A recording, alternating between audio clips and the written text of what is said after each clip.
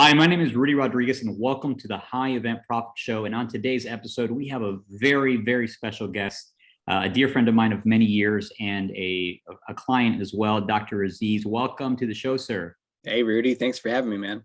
Thanks, man. And one of the things a few things I want to mention about Dr. Aziz and his background to really encourage you to listen to this episode fully. One, he mentioned it previously, but the focus on today's episode is showing how to get high-paying clients by being bold yourself. And Dr. Aziz, you're a confidence breakthrough expert. In fact, you are probably the world's leading expert when it comes to confidence and confidence breakthrough.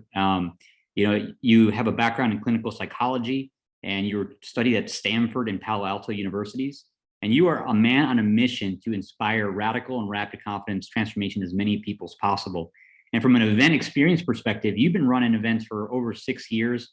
And I've seen you enroll hundreds of people into your high-end confidence coaching mastermind, and have seen hundreds of people transform their lives and their businesses as a result. So excited to have you on today to share all of that secret sauce that you've learned in the last couple of years.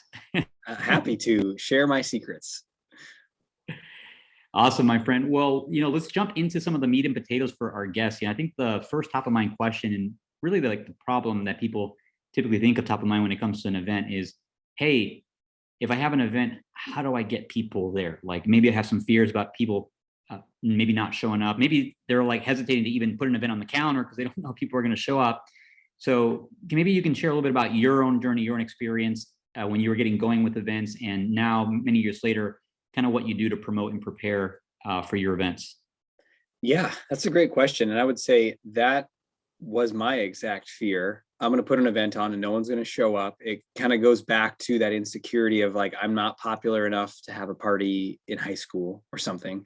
And mine was actually even more specific. It was, well, it'd be even worse if I had the event and only 2 people showed up. And then there'd be someone there to see, what a loser I was. And so it really prevented me from taking the risk, taking the leap. And it wasn't until I joined a mastermind program of my own, as a client for training, for business training, with Christian Michelson, actually. And I was like, what? No one's going to show, and kind of sharing all my fears. And his point was yeah, you will fail. And you'll fail a lot.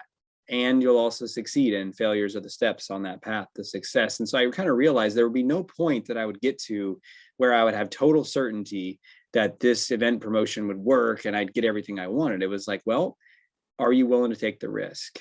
And I think what allowed me and made me ready to take that risk was, the drive for both the mission and for my own dream for having a business where I could be sharing my gifts directly, not have to work for anyone else, and not have to to share the best of what I can do directly with people. And the only way I think we can do that is usually through our own offering, right? Otherwise it's going to be kind of tailored through the company, and you can still share your gifts, but man, if you want to give get your purpose fully aligned with what you do for work, it's often through your own creation.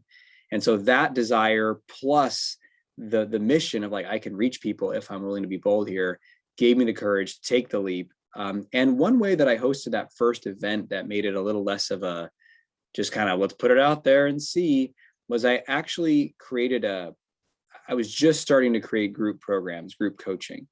I was transitioning from just all one-on-one coaching. So, and I'd run a 6-month group, 8 people over the phone, kind of thing for 6 months. And then I was like, I'm going to do this group again. But now I'm going to make it a 6-month group where they're, as part of being a part of this group, we're also going to come together in person once for an event. And so that was the goal. And so that way people kind of knew it. It was part of the group. They intended on coming out there. And then as it got closer, I didn't promote it heavily, but I invited other one-on-one clients and stuff. So we had a little group. I was 15 people or something. And it was really great. And so that made it I'm sort of dipping my toe in the water. And then the next one was a straight up, I'm going to, rent a room in a hotel and invite people on my email list and enroll people to come to this event. And I did. And, part of what made that first one a success, and these aren't huge turnouts. My email list was quite small. I'd say in that first event, we had maybe 20 some people. And to me, it was a huge success, though. I was like, people are coming, they're flying on airplanes to come learn with me. This is amazing, right? I mean, as a teacher, if you don't have students, then you're not doing what you're here to do. So it was just a joy to have that. And also I was just willing to do whatever it takes. So, I was on the phone talking to people, and inviting them and reaching out. It wasn't just like, I'm going to send some emails and sit back. It was like, I'm going to put my energy and focus into this and really enroll people on why they should come out here and why it can benefit them. And you can imagine if an audience of people that tend to be more shy, socially anxious, more hesitant to say, hey, get on an airplane, fly out here, sit in a room with a bunch of people you don't know, and have a transformation. It's kind of like, oh, okay. So there was a lot of encouragement needed for people to take the risk, but that group of people did, and it was an amazing experience. And that was when I launched the mastermind program that I run now, the Unstoppable Confidence Mastermind. So that was the early days. Now, promotion has been a constant evolution, as I'm sure it is for every business owner, right? You got to keep adapting to the changing times. And then there was this big adaptation to virtual events in 2020 when the COVID reaction to COVID pandemic led to a lot of things shutting down and preventing travel and preventing large gatherings. And so we switched to a virtual environment. And so now we're still running all our stuff currently virtually. And the way we promote now is I have an amazing marketing team, and we're iteratively testing different things. I can get into the granular or high level. Let me ask you, Rudy, what do you think would be, in terms of how we promote currently, what would be most useful for me to share? I think people listening to this podcast, they're looking for actionable things, nuts and bolts, things that they can go action on, or, insights they can get from you. Maybe they're considering hiring their own marketing agency to promote their events, and so, anything you can share that's actionable, I think would be helpful. Beautiful. Yeah. Well, our marketing agency is fantastic. I've hired, maybe 4 different, or contracted with, I would say 4 different groups, individuals over the years to try to get ads and marketing going. And it was always it's a lot of money and not much success. And so I'm really pleased with who we found now. Rudy, you were generous enough to actually be involved in our hiring process and share some of the knowledge you have from Top Grading and how to really vet this team, which I think was part of us making sure that it was going to be a good fit, and they deliver. So some of what we found useful, I guess it's important to consider, like, what is the purpose of the event, right? So if you're offering, obviously one of the main purposes of the event is to transmit the knowledge, provide people with an experience that changes them for their personal life, their business life, everything, right? Another purpose of the event, though, is for the functioning of your business, right? So you got to think about, how does that work?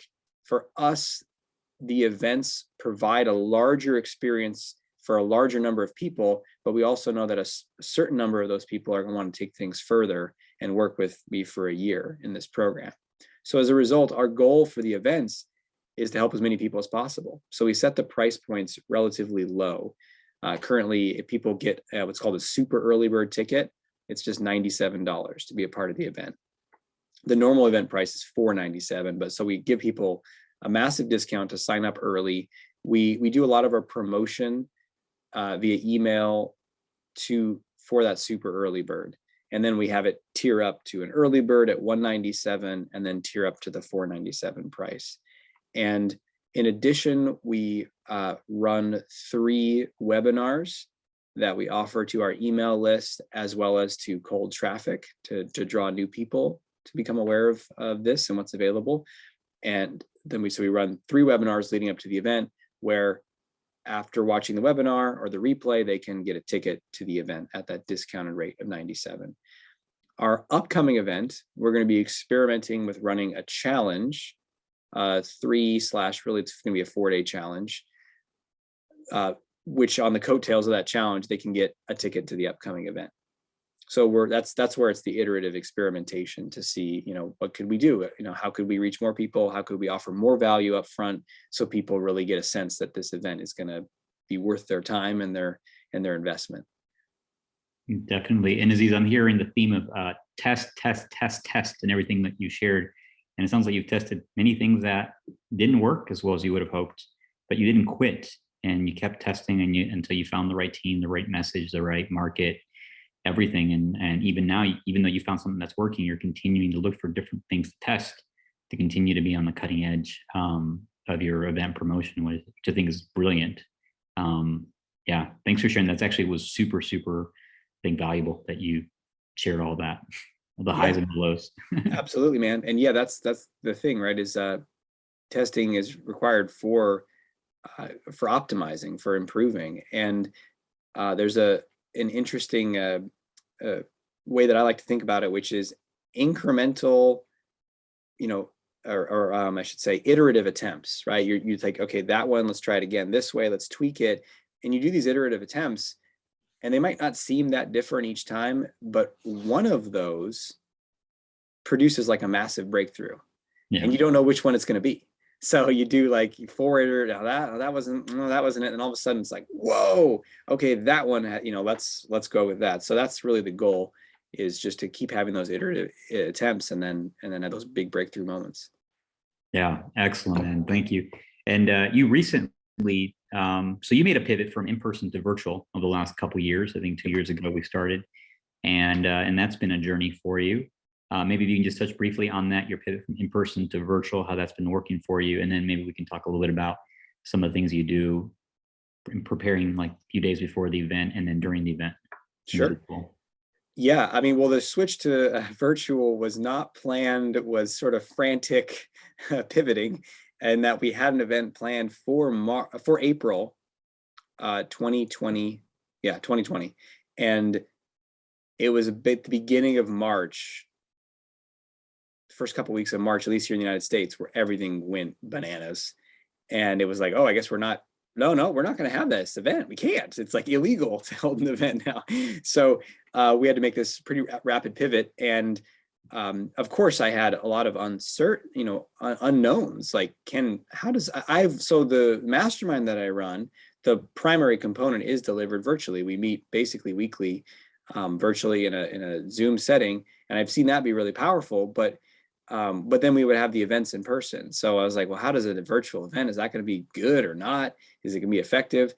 And so that was an unknown. And then, also, will people attend it? In terms of it being attended, we actually ended up having a lot of people come to that first virtual event who were waiting in the wings, who are not going to fly out here for whatever reason, including international people that, we always get some people from other countries, but like a lot of people who would not fly joined. And then we had a number of people sign up for the mastermind program who are still involved in it, a couple years later, who have just amazing people that are from all over the world, really dedicated. So that was such a gift in that way. And then in terms of the experience itself, surprisingly very impactful. People were very engaged. We created this level of, the events I teach are about confidence, being able to connect more with other people. There's like an intimacy quality to it that we really need to create. And I was really amazed at how that could be created virtually. And even that, I've been, constantly iteratively improving every event to make that the connection, the deliverability, the engagement higher and higher for every event. So I'd say the pivot has been positive on all fronts. And then, of course, we also have so much less logistics to deal with in terms of the hotels and rooms and transport and all this stuff. And so it can be delivered much more easily with much lower cost and reach more people. And so I ended up becoming a big fan of the virtual events. Awesome, man. Yeah. And you've done great. You've really great. I've sat in on most of the events you've done in the last couple of years, and you really do a great job creating engagement and almost an experience as if it was in person. I'm curious, Dr. Aziz, everyone sees everything that's happening from the front of the room, but really it's rare that people know the amount of preparation and kind of inner game work and mental thinking through your processes that creating the experience. Can you maybe share just a couple minutes of how do you prepare yourself going into that? How do you prepare to have a great event? Yeah, that's a great question. And it's something that I've had to study a lot because it was a great source of anxiety and discomfort for me the reason I'm so obsessed with teaching people confidence is because I struggled with confidence for so many years of my life, right? We teach what we need to learn and reinforce. And so there's a level of discomfort that starts to build, 2, 3 weeks before the event in me, that is like this sort of a bit of a pressure cooker. And how to work with that has been something that I've been, having to practice for the last 6 years of doing events. And so sometimes my body can get all tight, I can get really stressed, and really what I've discovered is, for me, it's a sense of over responsibility. All these people are coming, I'm responsible for all of them having an amazing experience. Like, if I don't, I failed. So something about in being the role of teacher or coach or whatever label you want to put on it, I held in a way that was not the most empowering for me or for the audience or for the members. So over time, I've been able to keep upgrading that and approach it with more and more lightness and an open leadership, and focusing on, well, what is the impact I want to create, and then letting go of control of what each person's going to experience. So a lot of my work and preparation is actually that inner work and preparation. And I used to like deal with it by just like obsessively creating an outline for like 3 weeks, like word by word, what I'm going to say. And then of course I don't say all that stuff, and if I try to, it's not alive now. It was alive 3 weeks ago. And so now I've learned how to kind of create a pretty solid outline of a flow and certain exercises I think of. What I do though is, like, starting about 3 weeks out, I'm a huge fan of Evernote, by the way. Greatest tracking system ever. Just recently I had to replace a car battery, and AAA was like, we didn't replace this a year ago. I was like, you did, it's under warranty. Like, we don't have records of it. I was like, right here on my phone, Evernote. And they're like, oh, I guess it's free. So Evernote, little plug for them. But so I'll have an Evernote for the event, and I'll just like, because ideas will come like, oh, this exercise would be great. Oh, let's do that. And I'll just put it in and start compiling. And then usually the week of the event, about 7 days before, I'll sit down and just start to map out those exercises. Where might they go? But the segments where I'm teaching, I don't script. I'll know what I want to address. And then it's a few bullet points, like outline. And then it's got to be like, I got to see what's really there in the moment, because, and this made me start setting me outside of the, purely business mindset and more into what I think, the purpose and maybe even spiritual calling of all this stuff is. But I know that the more that I'm able to tap into a certain energy state while I'm teaching, where I'm sort of out of the way, and then there's like a conduit for something else to move through, which I think is moving through in everyone when they're in sort of their own artistry or giving their gifts or their genius. And so the less that I've like tried to script it all, the more that genius can come through. And I've also let myself have permission to like spontaneously do stuff and change things last minute, just to have that. And that, I think, is what creates this level of like raw in very edge of their seat engagement, because it is really alive. It isn't pre-scripted, and the stories I'm sharing are very like emotionally plugged in to what's real right now. Not like, oh, I've told this story like 400 times and I know it's going to produce this emotion at this moment. It's not that level. It's much more alive, and I think that's why people stay really engaged. Yeah, which brings us to the next point. Here we are at the event, and people have shown up. Hundreds of people have shown up, zoomed in from all over the planet, and here you are, keeping them engaged for 3 days, sometimes longer with your mastermind members. And the thing that I noticed about you, Dr. Aziz, is you are brilliant at keeping people engaged. Having their cameras on, having them raise their hands, having them participate. You do breakout sessions. Like, I go to the rooms and everybody has their camera on, everybody's showing up. Attendance is 90% plus each day. And as a result, you get a ton of people who join your mastermind and who pay their balance in full and who show up and do the work and renew. You do a great job of like getting them involved and engaged. So wondering if you can share a little bit about how you do that. Like, what's your strategy for keeping people engaged? You mentioned here just being raw and authentic with your story, sharing what's really going on. Anything else you want to add to? Yeah, I mean, I think there's two components. Yeah, one is that element of like being fully yourself, which might sound a little like cheesy or like, okay, what does that mean? Do I got to tell a story about like, where I failed or something? And I would say, no, like the less pre-planned, the better. The more you are unfiltered in the moment, sharing what is arising, in addition to the content too. It's not just you riffing on nothing, right? It's like you're delivering what your experience or wisdom, or guiding them through processes, whatever it is you do. And though, like being open to like what is really there, and also what's happening, like what happened the day before you're teaching, what happened that morning. Can you reveal some aspect of that? And again, I think one of my the way I impact people so much is my story is their story. It's us. It's not like a me and then them. And so it's not it's like I'm teaching confidence, but I'm not like, I remember when I was anxious. Now I'm permanently confident, right? It's like, here is where I'm anxious now in my life, and here's how I'm working with it to show up with bold confidence and authenticity. And I think the more, and so if you're teaching business, where you can show your business struggles or sticking points, and vulnerability profoundly impacts people. And another way to think about vulnerability is just the word transparency. So letting yourself be seen, less veiled. And there's so much veiling going on, and posturing, and I get it. I really thought, okay, in order for people want to hire me to be a confidence coach, they have to see me as this like ultra unstoppable confidence. And in fact, that's the name of our mastermind, is Unstoppable Confidence. But I was like, well, what is real? Not just some image that I want to portray. And I said, well, to truly be unstoppable, there's only one thing you have to do, which is to not stop. You can be scared, you can fall down, you can fail. Let's talk about how do you handle each of those things. So I think that's such a key component. The other thing, though, that I think is really is important is I did a fair amount of study and modeling of people who are great presenters, and modeled them. And, so this whole idea of like, you got to be you. Yeah.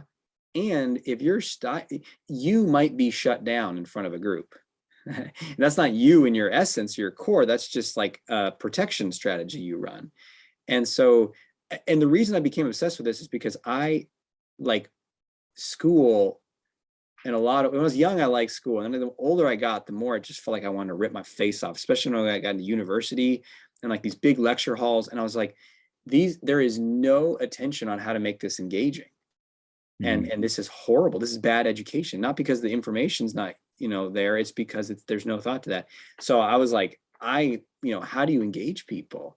And I became obsessed with that. And so that's where, whether it's your voice tone, changing your rate of speech, using your body, moving around, like, and if that's like, no, I don't know that, I'm like a business guy, I don't have to, it's like, well, get some coaching on that, hire a voice coach. And it's not even like being the best and the most polished, it's like magnifying you.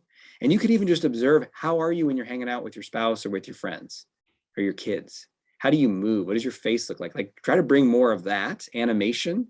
That's the biggest thing I see, is people lose their animation. So bring a more animated version of you.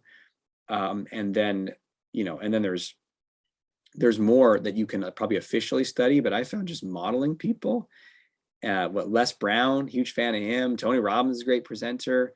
There's so many. You can just model the components that you like and add them into your style. And I think that really does increase engagement, as well as you gotta break it up, especially online. So teach for a bit, do some live interaction with people, put them in a breakout room, bring them back, teach, have them move around. I could go a whole thing on that. Like, we all know that getting people to move around makes them more engaged. And most people don't do it because they're uncomfortable leading that. They're like, oh, I don't want to do it. Like, and so they don't want to do it. So then they just tell people sometimes, like, put on some music and move your body, but then they don't want to do it. And I'm like a shy guy who never danced for years because I thought everyone would laugh at me, right? So, but I'm willing to, like, let's put some music on, let's all jump up and down, let's go, because this is how we're going to change our lives. So I invite you to lean into your own edge of discomfort in order to serve people more. Awesome. Yeah, you lead by example. You do it. You're doing exactly what you're asking them to do as well. And you mentioned, hiring a coach and doing training. You and I actually fairly recently participated in a speaker training as well. Together, we were both students in the course. Would you mind sharing maybe just a little bit about that experience and what you found to be beneficial from that? Yeah, absolutely. With Scott DeMullen, and it was a Destiny training, and it was great. I'd say, man, there was a lot of, I mean, so many little distinctions, but I'd say one of the biggest ones that I absolutely have implemented is there was a way that I would create like slightly remove myself from people, especially in a group, and like talk to the group. And he really reminded me that yes, you're speaking to the group and you're speaking to each person. So really being clear with that, like I'm speaking to you. And online it can get even more like they, like this sea of little screen squares. And so really seeing the individual, speaking to the individual, and like really increasing the directness of my what will happen if you, here's what's possible if you do change, and here's what's possible if you don't change. I think I kind of downplayed the bad if they didn't change, of like, well, what can happen to people, or we experience this. And it's kind of like, no, you can feel more isolated and alone if you don't overcome social anxiety. Like, speak into it. And it's just another level of direct contact with people, which you might think might scare them or upset them. Maybe it does agitate them, but then they're there with you and you're having a real conversation. And at the end of the day, it serves them more because, someone, at least in my area, someone isn't going to just magically wake up with the social anxiety gone. Like, it has to be trained out of our nervous system. There's no other way. And most definitely. I read recently, and I think we and I both learned it from Scott, that you is one of the most powerful words in the English vocabulary. Yeah. Right. I think even copywriting, like the word free, the word you, like I even think Facebook stopped allowing people to use the word you in their ads. Oh, wow. Interesting. Yeah. Yeah. And I just wanted to mention, because Scott DeMons also has been a guest on our show as well. And it's a great resource for anyone listening to this as well. Highly recommend him for leveling up your speaker skill, right? So here we are, man. You delivered an amazing, amazing event. Super engaged. People are leaning in. They're doing the exercises. They're showing up. And here we are at the end of day 2 or the beginning of day 3. And it comes the moment to invite people to participate in your mastermind. Can you share with me a little, and share with the audience a bit, just kind of what's your approach, and maybe be honest here, like what comes up for you, maybe some of the hesitations or the fears or the blocks that come up for you, and how do you overcome them, and how do you ask for the sale, because you do great. Yeah. Well, thank you. Yeah. I don't have any fears. I'm too confident. So next question. No. Yeah. I mean, that was selling was one of the most uncomfortable things for me. Anxious, nice guy, doesn't want anyone to be upset with him. I'm going to make people feel bad. Here's all the 700 ways someone might feel bad that I can think of in my mind. Right. So that made me very uncomfortable selling, not just first one-on-one, and then especially to a group where you don't even know everyone's internal thoughts. And a couple things that helped me, one was really seeing that this is not for everybody. It's truly not for everybody, for a variety of reasons. Money is one of it, but also it could be that all they need is this weekend that I'm running, or maybe they don't like me that much, or they don't trust me. It's all okay. This is not for everybody. I'm not for everybody. And I have seen, though, that for the people that this is for, this is a major transformation period in their life. Like their lives on a very different trajectory, and it is so worth it. And the more year after year after year that goes by, and the more and more people accumulating that, you're like, wow, it almost becomes like a little separated from me. It's not like me and are people liking me or rejecting me. It's like, hey, here's this thing that, yes, I'm leading it, but it's like, we're doing this. And if you get on this boat, like odds of getting, going to that island that you really want to be at is really high. Like, let's do this. So I think that really helps me. And then in terms of sharing about it, the feedback I got earlier on when I would do events is like I'd be teaching and animated, just like I was, suggesting everyone, develop. And then I go to the offer part and be like, now, I think one of the people that gave me feedback when on my team was like, you're like, now I'm going to share some very boring information with you. And it's like my energy changed. I would just like hide behind the slides. And it was such a stark contrast. And I was doing it because I was scared. So I just kept on studying and leaning, and do what scares you until fear has no power to stop you. So I would get feedback from team members and people, and oh, I'm literally like in the in-person stuff, I'd like move to the back of the stage. And I was like, okay, I'm going to move right out to the front of the stage. I'm going to be right there with you. Like, and iteratively just keep leaning in, like, how do I do this one? So my goal wasn't, how do I, measure it based upon the results of the sales? How do I measure it based upon how bold am I being here? How much am I energetically congruent and just like, this is valuable. Do you want it? And I know that the sales follow from that. And so that's been my biggest focus. And yeah, I'm nervous every time before I do it. And I can't even explain why. We always want to have a rational reason why we're nervous. And it's just uncertainty. It's change, right? There's going to be massive change in people's lives. And maybe I'm feeling some of that. I'm feeling some of the group energy. So just do it and then deliver. And then, obviously repetition of being able to communicate that. So I don't do it now because I've made the offer so many times, but before events in the past, I would like practice literally going through the whole thing, not for the exact wording as much as just to be not so constricted when I offered. Because to me, I think the more open you can be literally in the muscles and the energy system of your body and your voice, the more people can stay connected with you. So that's probably the biggest prep that I've done for that.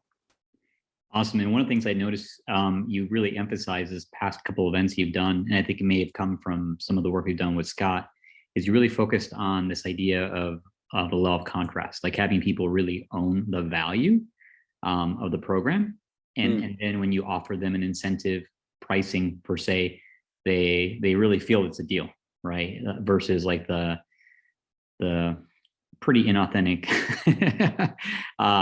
what do you call it? The stack close. That's pretty common. Yeah. No, that was helpful. So, we used to, the stack close, and then and this is just following what marketing, I'm not a marketing expert, right? I learned marketing in order to carry out the mission.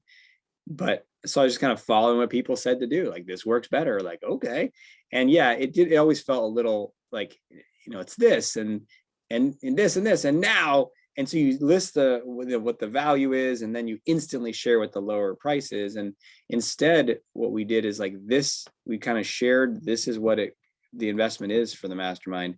And then at the very end of the presentation, share what the event special is. And what was really interesting, we had someone during one of the interviews for the mastermind say, hey, is that really what this pricing is? Like, is this just, it always is this lower price, but you say that? And I was like, actually, no. And he's like, well, and I can think of I know there's people in our mastermind currently who joined out of the context of an event, or sometimes we run other, incentives and promos, who were enrolled at the full amount. And I was like, and it's still life-changing and worth it. It's absolutely worth it.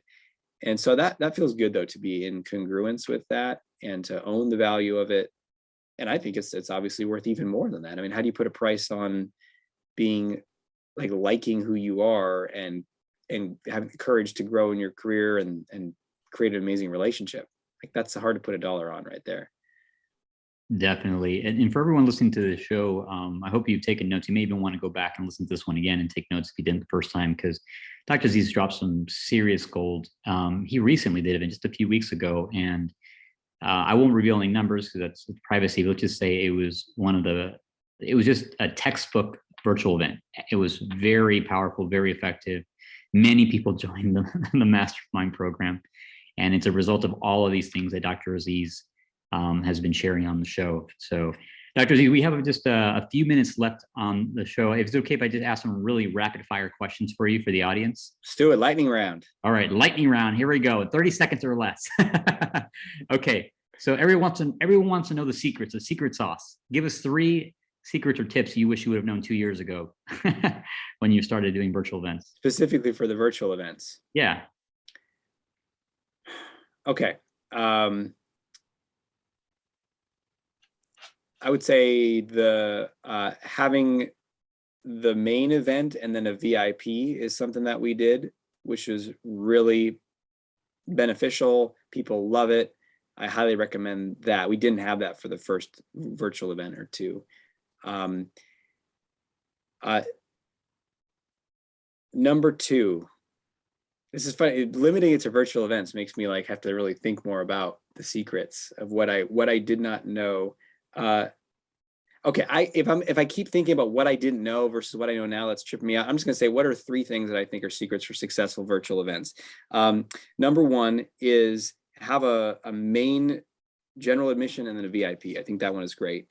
Yeah. Number 2 for virtual events, I would say is